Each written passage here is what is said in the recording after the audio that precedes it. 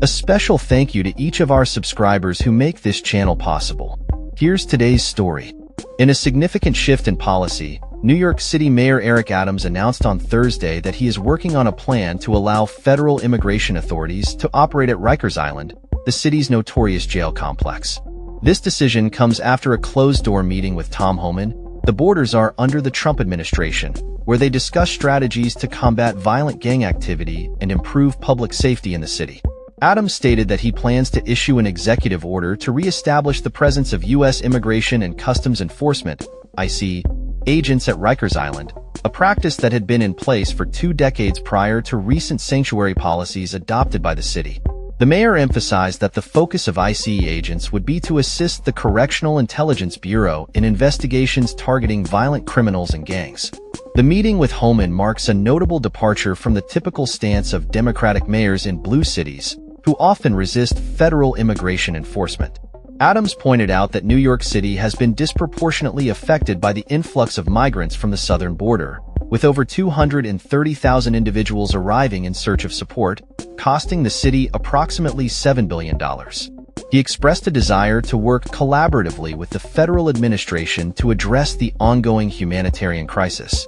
New York City has been forced to shoulder the burden of a national humanitarian crisis where more than 230,000 migrants have come to our city seeking support, with little help from the previous administration, Adams stated.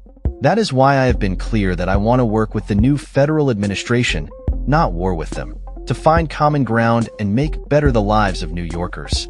In addition to discussing the presence of ICE at Rikers, Adams and Homan talked about embedding more NYPD officers into federal task forces to tackle violent gangs and criminal activities. This approach aims to enhance the safety of the city's residents and ensure that those who commit serious crimes are held accountable. The mayor's announcement comes on the heels of the Justice Department's order to dismiss a bribery case against him, allowing him to focus on his collaboration with the Trump administration. However, this decision has raised concerns among immigration advocates, who fear that Adams may feel pressured to roll back the city's sanctuary protections, which have been in place to limit cooperation with federal immigration enforcement. Adams has previously indicated his intention to loosen these sanctuary policies, but he faces challenges in doing so as mayor. He reiterated his commitment to keeping New Yorkers safe, stating, "Keeping the 8.3 million New Yorkers who call our city home safe is, and will always remain, our administration's North Star." During a separate meeting, Homan also engaged with New York City Council member Robert Holden, who described Homan as authentic and ready to protect New Yorkers. The discussions indicate a growing alignment between some city officials and the Trump administration's hardline stance on immigration. Adams' administration has already begun to implement measures to accommodate the large number of migrants arriving in the city, including leasing hotels and vacant buildings to serve as shelters. However, the recent actions by the federal government, including a lawsuit against New York's Green Light Law, which allows undocumented immigrants to obtain driver's licenses, suggest that tensions between state and federal authorities may continue to escalate.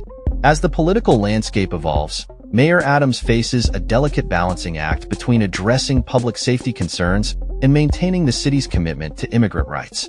The coming months will be crucial as he navigates these challenges ahead of the upcoming mayoral election in November. That's all for this story.